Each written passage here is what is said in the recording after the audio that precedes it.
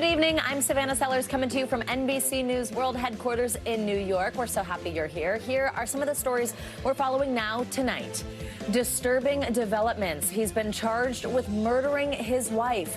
Now prosecutors say Brian Walsh made several Google searches moments before talking to police. He searched how long before a body starts to smell. At 4:58 a.m., how to stop a body from decomposing. New Mexico shocker. More details in the story of that defeated Republican candidate who allegedly plotted to shoot up the homes of 4 Democratic officials. Debt ceiling deadline. It's coming down to the wire for Congress to do something about the national debt ceiling. And if they don't, well, the Treasury Department warns there could be an economic catastrophe.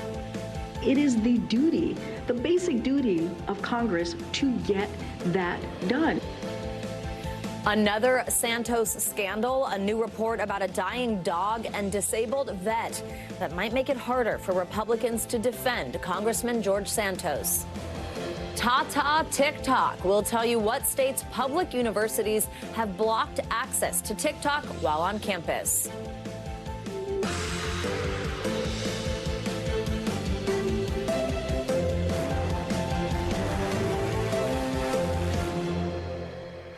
Thanks for being with us tonight. The apparent mastermind behind a string of targeted shootings had his first day in court today.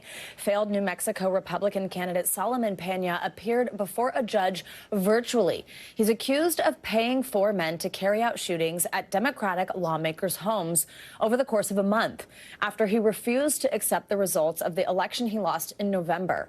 Targets of the plot say Pena visited their homes before the shootings. The Albuquerque Journal obtained ring camera footage allegedly showing Pena popping up at a house of where a former county commissioner used to live. Hi, my name's Solomon Pena. Can I speak with Debbie O'Malley? Okay, well, the public record says she owns it. Do you know where she lives? O'Malley's current home then became the 3rd target of the shootings. She was home with her husband when it happened.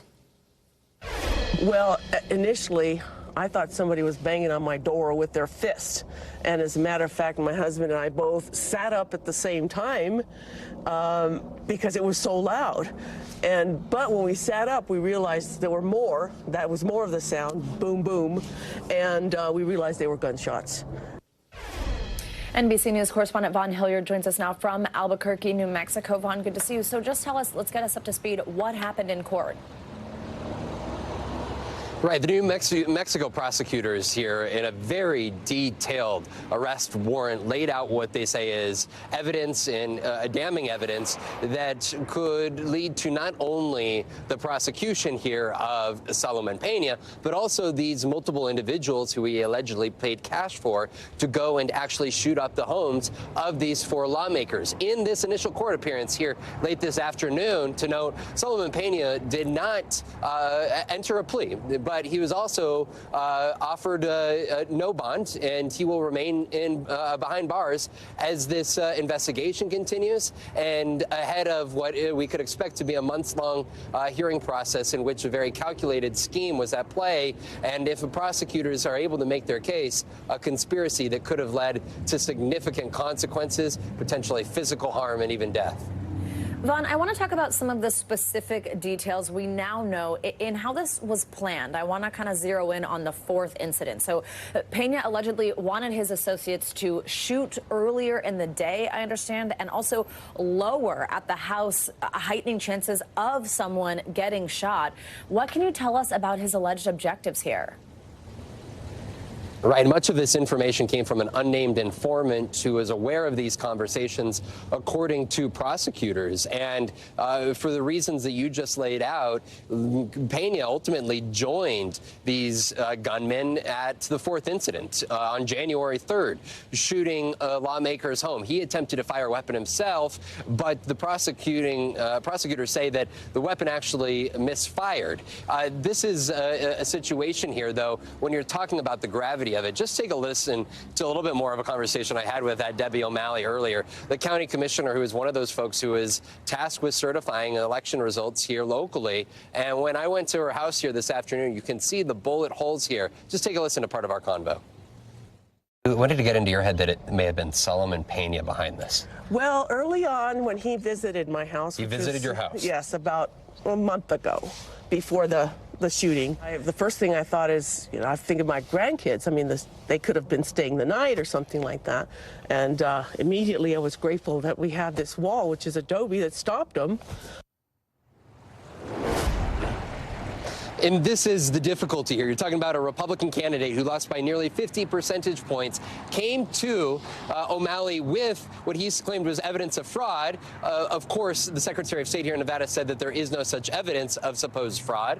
But then you see the ramifications of somebody willing to go to physical harm and literally, allegedly paying individuals to go and shoot up the home of these 4 public officials, Savannah. Oh, absolutely. And I mean, she said it, but thank goodness for that wall. And it just so happens that's the structure of her home. I was talking with you when you were there at her home live earlier, and just seeing those bullet holes right behind you is so powerful. Vaughn, what happens next here for Pena? It's going to be ultimately a February 1st hearing is going to be his next hearing. We should expect them to enter a plea about that time here. But there's questions also about where this investigation stems. Again, there are multiple individuals, according to authorities, that were involved in this scheme. It was quite a ragtag conspiracy, apparently, based off of some of the evidence that has been presented. Case shellings that were found inside of a car registered to Solomon Pena. You're also talking about shells that were connected to the firearms that were used. They also took pictures. One of the alleged gunmen took a photo and posed for a photo with Pena here. So the authorities, over the course of this 2-month investigation, were able to connect a lot of dots that ultimately led to the SWAT team executing that arrest of Pena here earlier. But again, the investigation here continues in Albuquerque. Savannah. All right, NBC's Vaughn Hilliard, thank you so much. Now to those disturbing revelations in the case of a Massachusetts man accused of murdering his wife. Brian Walsh made his first court appearance on murder charges today. Now, he pleaded not guilty. During the hearing, prosecutors alleged that instead of divorcing his wife, he, quote, dismembered her and discarded her body. Now, among the evidence prosecutors disclosed to prove this was Walsh's search history, which they say happened hours after his wife's disappearance. Take a listen. At 4:55 a.m. on January 1st, he searched how long before a body starts to smell. At 4:58 a.m., how to stop a body from decomposing. At 5:20 a.m., he searched how to embalm a body. At 5:47 a.m., 10 ways to dispose of a dead body if you really need to. Yeah, you really heard that. NBC News correspondent Kristen Dahlgren joins me on this now. Kristen, bring us up to speed on what happened in court today, how we got to this point. I mean, that's some pretty serious, what police are pointing to as the evidence here that they've got. Tell us what else we learned. Right. Some really jaw-dropping moments in court listening to that list. Look, they don't have a body for Anna Walsh. They haven't found her remains at this point. And so they're really looking at this timeline. She was last reported seen on January 1st. She was reported missing on January 4th. So in those days between those is when they are saying that her husband was making all of those searches, part of this circumstantial evidence in the case that they are building against him, Savannah. Kristen, what about any other evidence beside those Google searches? I know there were some actual items. You mentioned not a body, but there were some things found in a dumpster, I understand. Right. So there also is some physical evidence that they've been going through. Much of it was found in a dumpster outside of Brian Walsh's mother's home, and that includes things like Anna Walsh's DNA, her blood, the clothing that she was believed to have last been seen in, a Prada purse that belonged to her, a necklace, even her COVID vaccination card found outside of his mother's home. And also in that dumpster, authorities say they found a hatchet, a hacksaw, bloody towels, rugs that match up with things they believe that he bought in that time in between when she was missing and when she was, or when she was last seen and when she was reported missing. So that physical evidence. And then they also have him on video throwing out trash bags in 3 different apartment complexes. Listen to what the prosecutor had to say. He walks to the dumpster carrying a garbage bag. He's leaning, and It appears to be heavy as he has to heft it into the dumpster. So what was in those dumpsters in those apartment complexes, though, they say they believe was taken to a transfer station and incinerated before they could search it, so they do not know what was in those bags. Savannah? All right, such disturbing details in this one, my goodness. What are we hearing from the husband or from his legal team? Do we have any idea what a type of defense strategy could be here? Right. So he entered a plea of not guilty. His attorney did release a statement. She said it's easy to charge a crime and even easier to say a person committed that crime. It is a much more difficult thing to prove it. She goes on to say that she hasn't been getting all of the information, all of the evidence from the prosecution, and that she will wait to see what they have and what is admissible in court. Brian Walsh will have another hearing next month. For now, though, he's being held without bail. All right. Kristen Dahlgren, you said it. Some of these details just jaw-dropping. Thank you so much for your reporting tonight. A new poll out today reveals how Americans are feeling about President Biden's mishandling of classified documents. 60% believe he acted inappropriately. Look at these numbers on your screen. That's compared to just over 20% who say his behavior was appropriate, while a slim majority believes Biden should not face criminal charges. Meanwhile, the National Archives is pushing back against requests for information from congressional Republicans. In a letter, the acting archivist told the House Oversight Committee they want to comply, but cannot do so without the consent of the Justice Department. Joining us now on this is Chief White House Correspondent Peter Alexander. Peter, always great to see you. Thanks for being with us tonight. So the Wall Street Journal says the Department of Justice considered having the FBI monitor the Biden search, but ultimately decided against it. This one's raised a lot of questions. Why is that? Yeah, Savannah, let's walk you through this. So the Justice Department decided against having those FBI agents monitor their search for documents by the president's lawyers at his Delaware homes, a decision the DOJ reached after first discussing it with the Biden legal team. This is according to the Wall Street Journal. Their report, citing sources familiar with the matter, says the call was made not to have those FBI agents present, both to avoid complicating the investigation and because the president's lawyers were cooperating. We should note that NBC News is not independent confirmed the report. The Department of Justice is not commenting. But Republicans, as you might imagine, they're slamming the Justice Department's decision here, saying that they simply took the president's lawyers' word for what they found. Today, President Biden had no public events, so no comments on this issue as the pressure for more answers from this White House keeps growing. Savannah.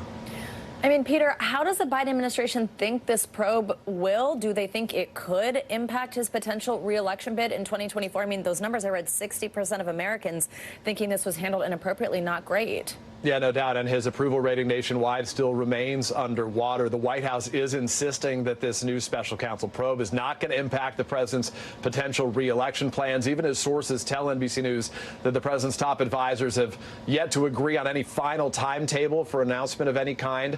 When our team actually reached out to the White House about how the investigation factors into their 2024 calculations for the president, for his team, a spokesperson here told us, quote, "It doesn't." He said the president is simply honoring his promise to respect the independence of the Justice Department and to divorce it from politics. We should note separately the two sources familiar with these discussions tell NBC News that no announcement about 2024 is going to come until after the State of the Union address. That's next month. As one source told us, Savannah, he said, "We want him to be a president at the State of the Union, not a candidate." Savannah. All right, NBC's Peter Alexander, thank you so much. Tomorrow, the U.S. will reach its debt limit, according to Treasury Secretary Janet Yellen. Now, that does not mean a financial crisis is imminent. Yellen predicts the government won't exhaust its cash before early June, but it does mean that it's up to lawmakers on both sides to make that happen. The problem is they don't necessarily agree on how to do it. Sound familiar? President Biden says that Congress must vote to raise the debt ceiling, no strings attached. House Republicans say otherwise. Let's change our behavior now. Let's sit down. He's the president. We're the majority in the House. The Democrats are the majority in the Senate. And let's, exactly the way the founders designed Congress to work, find the compromise and find the common sense compromise that puts us back onto a balanced budget.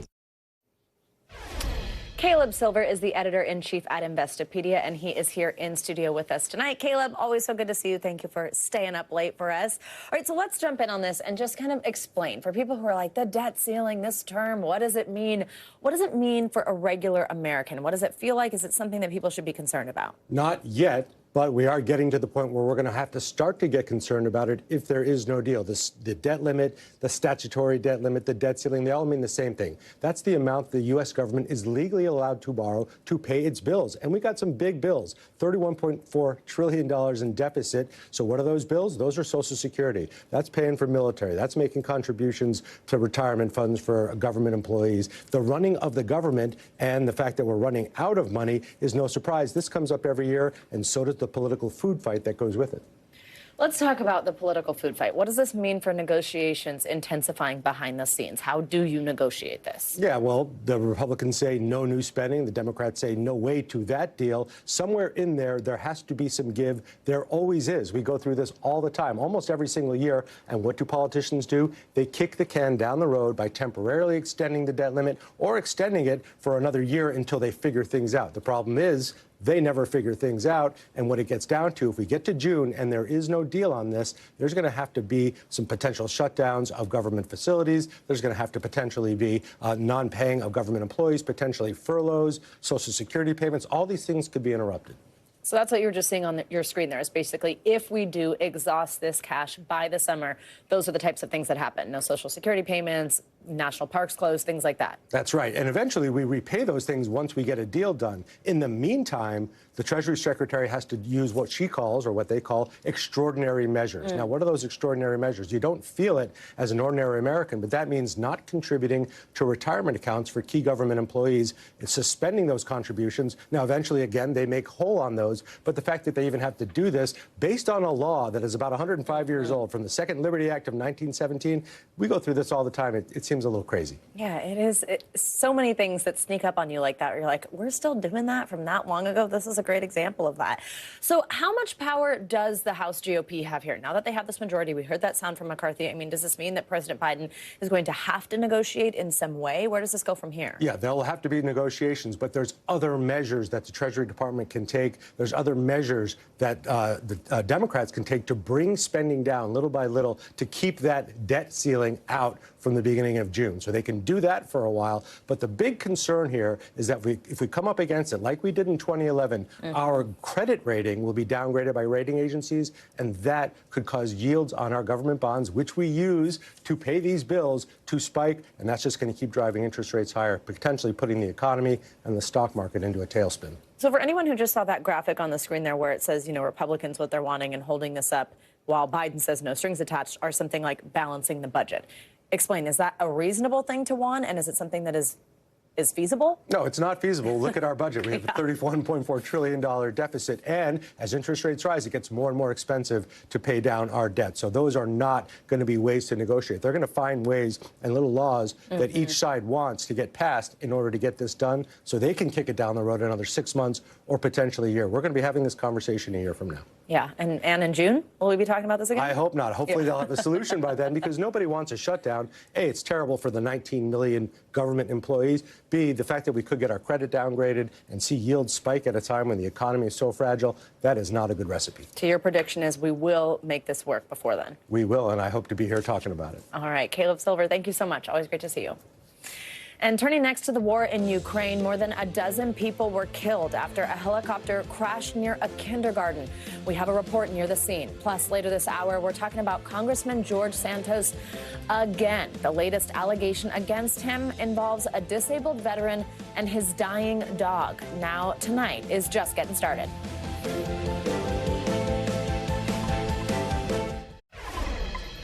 Let's take a look at the news making headlines around the world. Tens of thousands of nurses are estimated to be on strike in England. The nurses are pushing for better staffing and a pay increase, which the government says they can't afford. It's the latest in a wave of strikes that's shaken the country's state-funded health service. Marvel movies are making a comeback in mainland China, bringing in Endgame, see what I did there, to an unofficial 3-year ban in the world's second largest movie market. Next month, Chinese fans can take part in the global release of the new Ant-Man movie, as well as the Black Panther sequel, Wakanda Forever, which premiered here back in November. Foreign films are limited in China because of strict censorship and the desire to protect domestic films.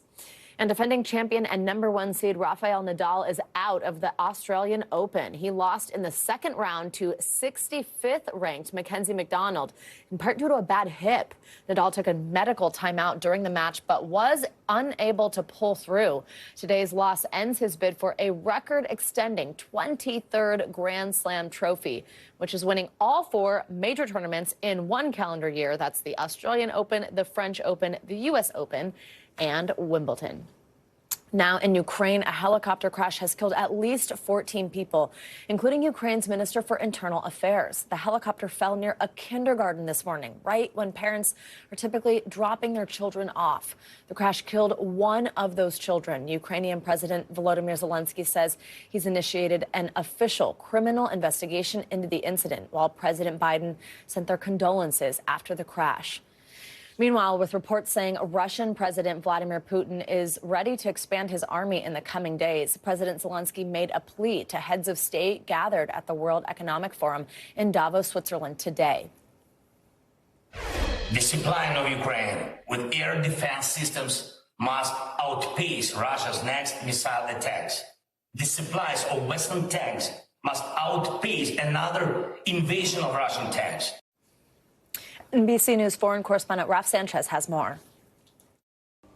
President Zelensky says it is a top priority of the Ukrainian government to get to the bottom of what caused today's helicopter crash. He has given that job to the State Security Agency of Ukraine, the country's domestic security agency. And they say at this stage, they are ruling nothing out. They are looking into the possibility of pilot error. There was heavy fog over Kyiv at the time of the crash this morning.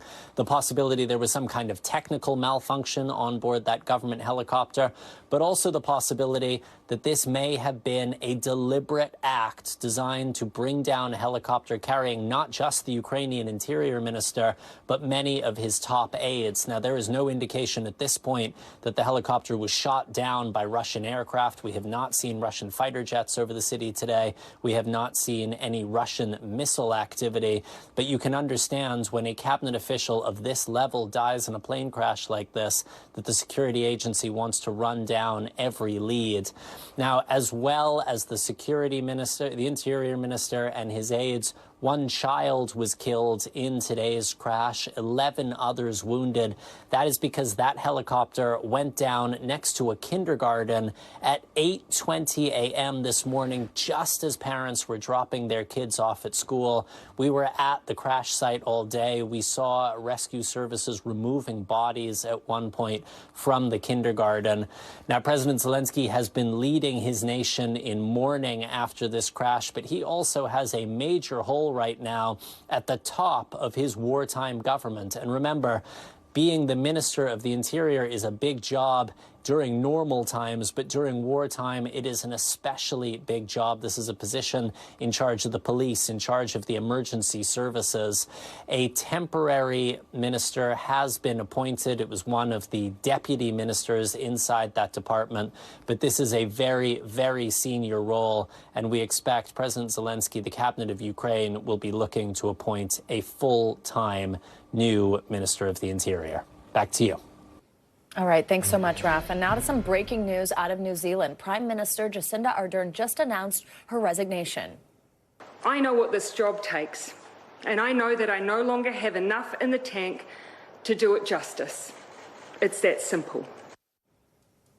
The 42-year-old leader went on to say the job was a privilege and that over time its challenges took a toll on her. Ardern will step down no later than February 7th. A general election will take place on October 14th of this year. After the break, more of the top stories we're following this hour, including an attorney for Derek Chauvin asking an appeals court to throw out his conviction of murdering George Floyd.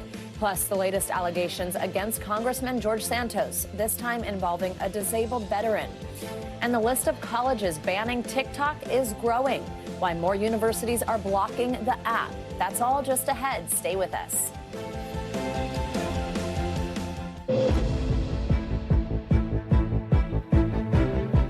It's now time for some of the big headlines we're watching tonight. The Justice Department announced today the arrest of the Russian founder of a cryptocurrency exchange. He's accused of laundering over $700 million through his company known as Bitslotto. The Treasury Department declared the company a, quote, primary money laundering concern.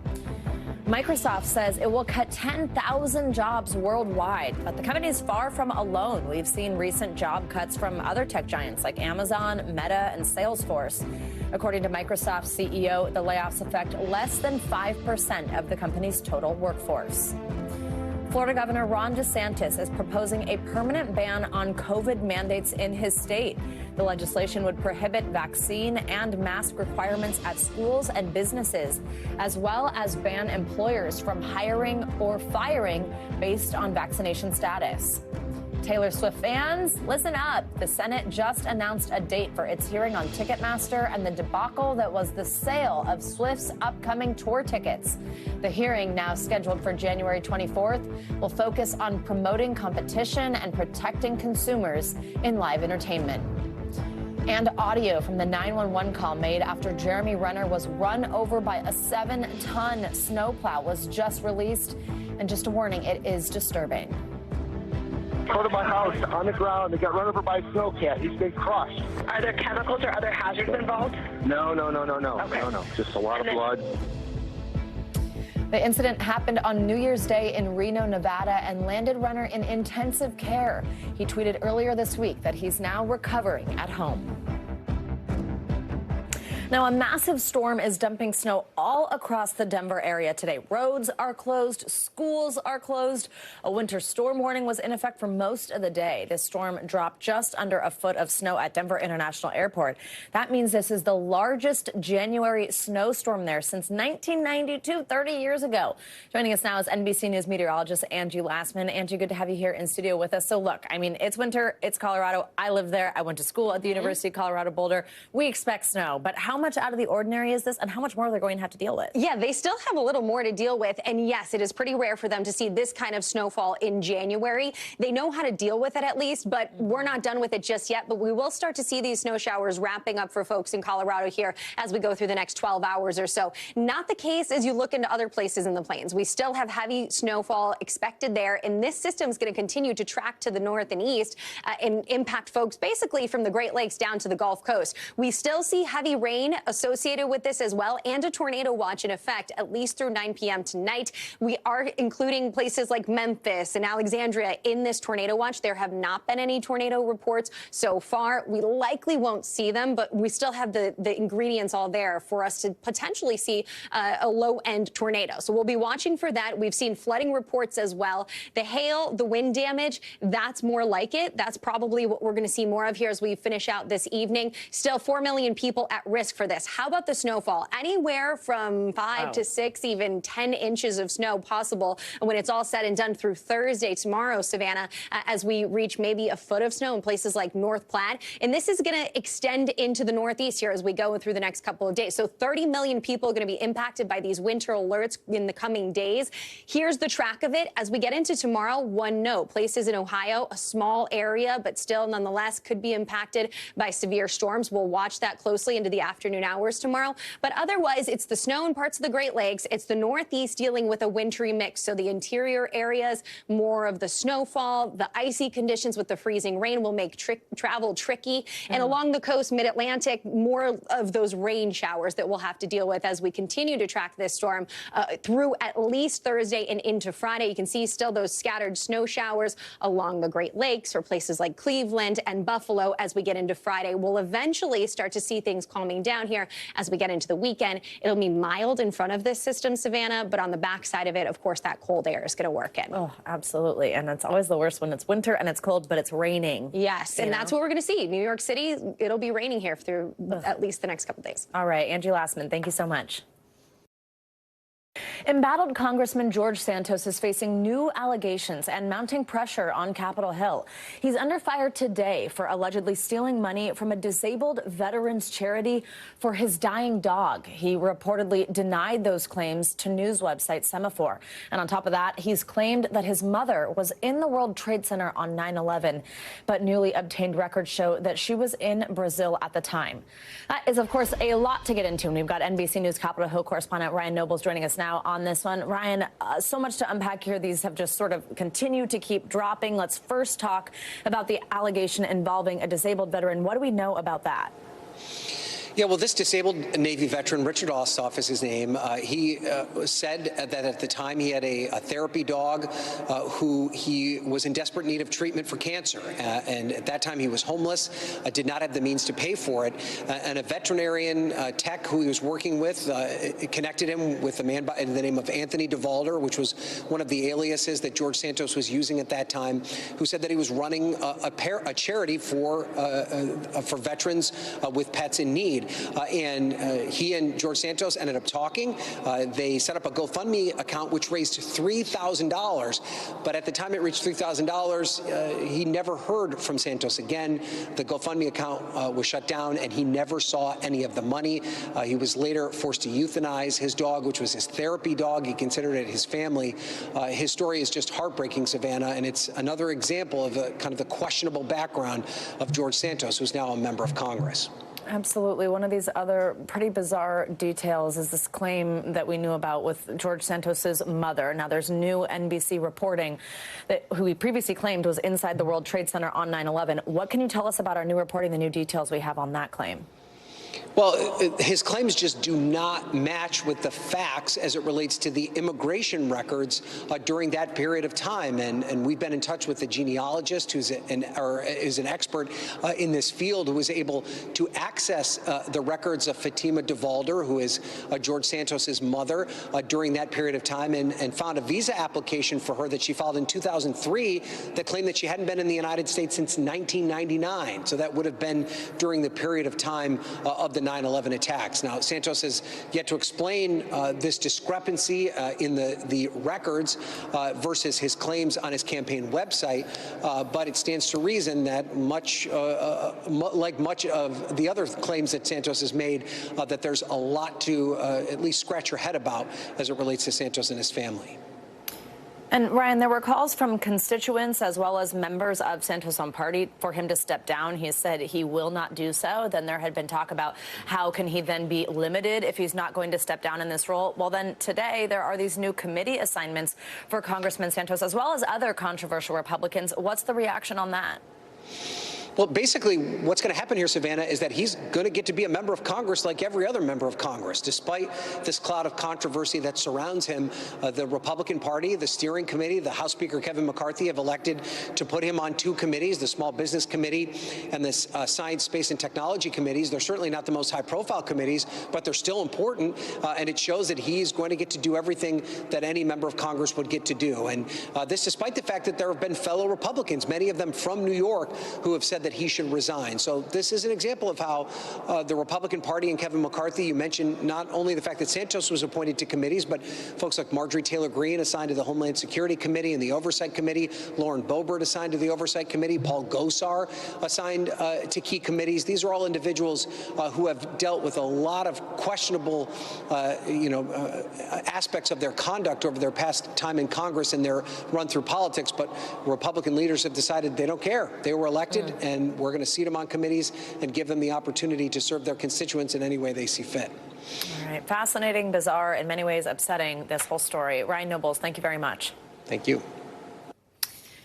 Now, an appeals court is deciding whether to throw out Derek Chauvin's convictions in the murder of George Floyd. An attorney for the former Minneapolis police officer told the court his client didn't get a fair trial. Chauvin pinned Floyd to the ground in 2020, pressing his knee into Floyd's neck for more than 9 minutes. NBC's Shaquille Brewster has more. Good evening. The primary ask that you heard from Derek Chauvin through his team of attorneys is that the murder conviction, his murder conviction related to George Floyd's death, be overturned. He wants a new trial in a different area that's not Minneapolis, that's not Hennepin County. The argument that you heard from his team is that because of the pretrial publicity, there was no way in which he could receive a fair trial, and that jurors were either intimidated or came in with a conclusion drawn before they sat down for the trial. So they want a new trial to take place. And you even heard his team point at one juror in particular, saying that his participation in a protest, a demonstration in Washington, D.C., was not disclosed before the trial, and said that was grounds in and of itself to retry the entire case.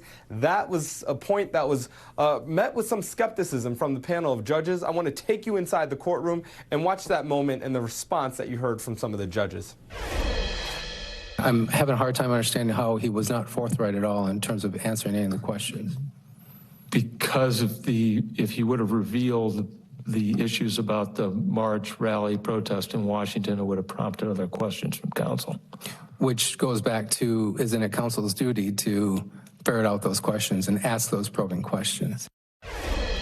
Now, the prosecution also pushed back on those accusations very forcefully, saying essentially if you didn't get the information you wanted out of a juror, that's your own fault because you didn't ask the right questions. But if we take a step back, we know that the judge and the panel of judges will deliver some decision within 90 days. It's important to note that this will not fundamentally change the amount of time that Derek Chauvin spends behind bars. That's because of a federal plea agreement that he agreed to that essentially mirrors the amount of time in this state trial. So bottom line, even if he's successful in this appeal, you can expect to see Derek Chauvin in prison for the foreseeable future.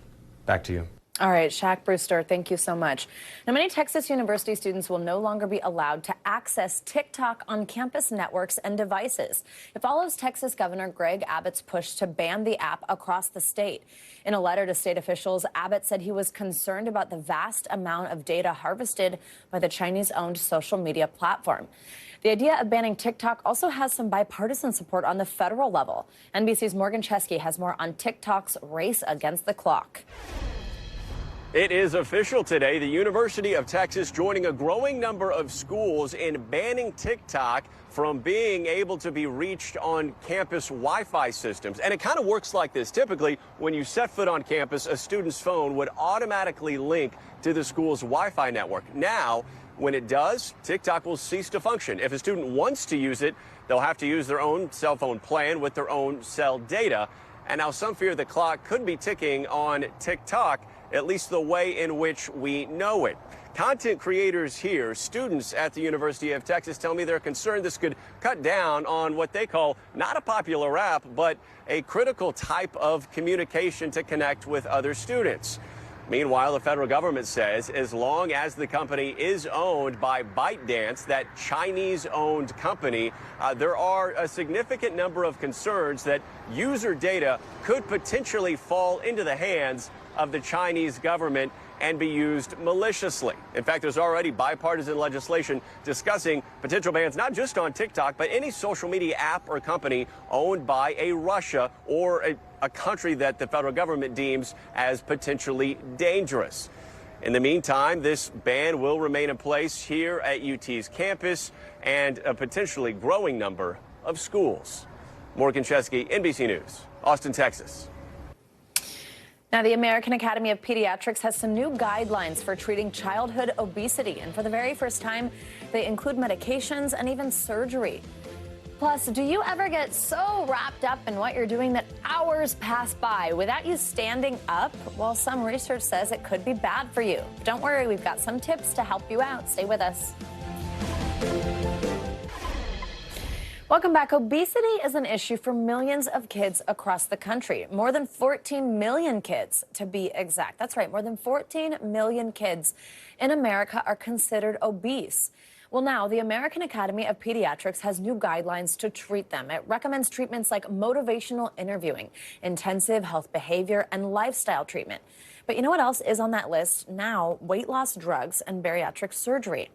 Now, I know the idea of surgery and drugs to help kids lose weight is a lot to think about, but it's not as cut and dry as that. These treatments are not the first step doctors take for weight loss. These new recommendations are for the most extreme cases when other treatments haven't worked. Joining us now to discuss is Dr. Susanna Hill. She's a pediatric surgeon at the Columbia University Medical Center. Doctor, thank you for joining us on this. It's certainly a talker when you see headlines like suddenly kids could be getting surgery for something like this. So let's dig in. And first, I just want to know what you make of these recommendations. I think it's really important that we're addressing obesity in children in a multifaceted approach, right? They're including behavior, they're including counseling, lifestyle, but also we're adding medications and surgery because obesity is really complicated and it's very difficult to address in children. So they're sort of adding some other tools, some other levels of care that will be options for physicians to provide in the right setting. So for someone who does read that and they think surgery for kids, that's ridiculous, or that can't be right, or that must have a psychological impact, walk us through how that would be the treatment that's prescribed. What would be the path to get there, and what sort of case would that be in? Yeah, I think most physicians would agree surgery is a really aggressive approach, right?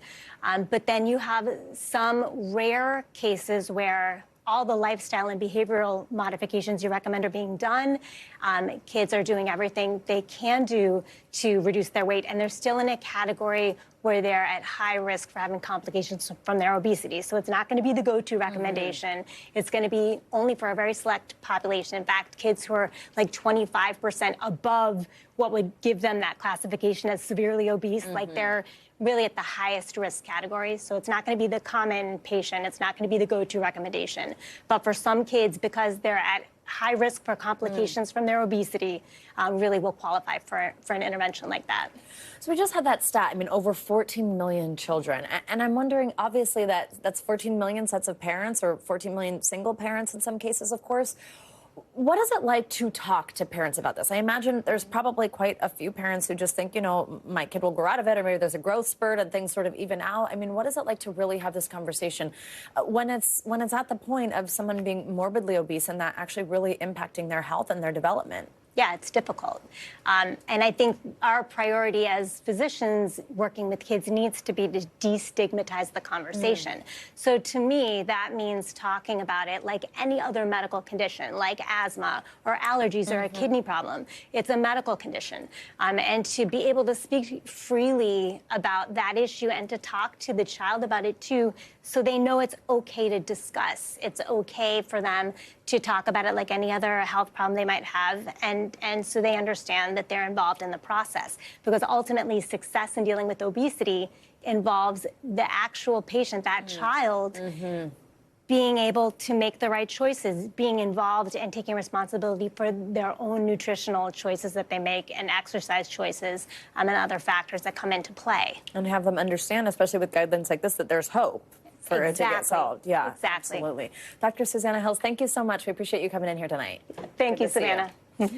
Now, are you sitting down right now? No, really. Are you sitting down? Because if you are, you might want to think about getting up and moving around a bit. Research shows there are health risks when it comes to sitting for long periods of time. The average worker sits for about 10 hours a day. 10 hours, think about that. But now there may be some easy ways to undo some of that damage and get your health back on track. The next time you're about to send your coworker an email, think about taking a walk over to their desk instead. That simple movement might actually be good for your health. A new study published in the Journal of the American College of Sports Medicine found a short stroll at work every half hour could help with the harm that comes with prolonged periods of sitting. We had participants come to our lab and sit in our lab for 8 hours. Each day they came, we tried a couple of different walking strategies to see what worked best in terms of offsetting the harms of sitting. So we found that a 5-minute walk every half hour reduced blood sugar levels by over 60%, and it also reduced blood pressure. We also found that a 1-minute walk every hour also reduced blood pressure. Not moving around comes with health risks, even to people who regularly exercise. We're talking increased stress to the back, neck, arms, and legs. For those who hunch, that can overstretch the spinal ligaments and strain the spinal discs. It can also have some serious long-term dangers, things like a higher risk of obesity, diabetes, heart disease, cancer, even early death. And even if you have a standing desk, that might not be enough, since being in one position all day isn't good. So the key here is to move as often as you can, because if your daily activities are short and intense enough, they can improve your health. Take this second study published in Nature Medicine that found even small snippets of exercise, like dashing up the stairs or weaving between commuters, adds up. Those who engaged in 1 or 2 minute bursts of exercise 3 times a day saw a nearly 50% reduction in cardiovascular mortality risk. Researchers also saw around a 40% reduction in the risk of dying from cancer and all causes of mortality. So next time you're sitting for a while, remember, the human body is built to move. So get going. Not to demand that you get going, but some news you can use, right?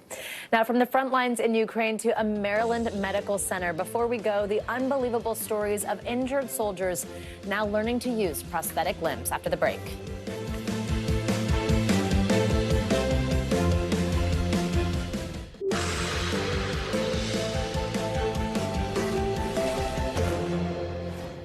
It's been almost a year now since Russia's full-scale invasion of Ukraine. In the wake of the war's devastation, an estimated 5,000 Ukrainian soldiers are now in need of prosthetics. This is the story of one Maryland doctor who is working to help them. NBC's Aaron Gilchrist has the story. Blast by blast, Russia's war in Ukraine has exacted a devastating toll on both civilians and soldiers. For these 3 Ukrainian soldiers, the impact has been life-changing. Serhii missing an arm, Alexander half his left leg, and Dmitro missing his right leg right up to the hip. Mike Corcoran making it his mission to get these men the help they couldn't get back at home in a war zone. They didn't have the technology available or the know-how to treat this type of injury, so they were told their life's either going to be on crutches and or wheelchairs. Corcoran believes upwards of 5,000 soldiers have lost limbs to blast injuries since the war started. So far, he and his team at Medical Center Orthotics and Prosthetics have worked with 7 soldier amputees, already committing more than $500,000 toward donating state-of-the-art limbs. Utilizing that prosthesis to daily function, feeding yourself, clothing yourself, stuff we take for granted becomes exponentially harder. Serhii quickly picking up how to use his muscles to get his new arm to lift and his new hand to grab. Alexander flexing his new knee, moving without a cane or crutches. The first time the 34-year-old has done that in half a year. What are you thinking right now? He's very excited and full of emotions, and he's really happy that he has his. The most complex limb going to Dmitro, a motorized full leg. Start out with the left leg. A little trickier to master, but within minutes. Smiling, Dmitro says, because it's all more than he expected. Dmitro was a sniper in the Ukrainian army, and he makes one thing clear: no translator needed. You're going back to the fight? Yes. He won't go back to that job, but Corcoran is confident these men will find other ways to fight for their country. It's a lot of work, it's a lot of money, it's a lot of time. Why do it? They may not tell you this, but you can read it in their body language that they have a second chance. That's very rewarding. Aaron Gilchrist, NBC News, Silver Spring, Maryland. Thanks, Aaron. And now we have an incredible story where after 3 decades and lots of help from strangers on the internet, one woman tracked down her long-lost twin brother. Haley Millen has the story from Virginia Beach. Family means everything to Rodney, who was adopted as a baby after her biological mother got sick. The adoption tore her from her twin brother, who has cerebral palsy. You always know how much, money you might have, but you never know how much time you have. So at that point, I had went into a deep depression. But as I'm coming out of it, I'm like, I have to find my brother. Resolved to find her brother, she took to social media with nothing but the first names of his adoptive parents and the one photo she had of him. A defining feature, he was born with a clenched hand. Over the years, I've definitely, tried to look for him and stuff like that. But being that both of our names got changed, it always came up to a dead end. And her plea for help went viral. Thousands of strangers pitched in to solve Asha's mystery. And one woman connected the dots, finding a family living in Texas. Asha finally had a name. Moses Cordova. She found his Facebook page. As I'm scrolling, I see a picture, and the picture is he's taking a selfie, and I see his arm, and his hand was clenched, and I lost it. I started crying. I started just thanking God in that moment, because I said, this is him, and I could not believe it's been 34 years. She tracked down a phone number and fired a text, the photo of the two of them. It says, I've been looking for you my whole life. And I was like, wow. So he says, can you call me? And she says the holidays this year were like no other, being able to call her brother and wish him a Merry Christmas. When I find him and I actually FaceTime him, and I'm looking at this man that was created with me. We shared a womb for 9 months. It was amazing. That is just an incredible story. That does it for us. I'm Savannah Sellers for Now Tonight, but the news continues right now.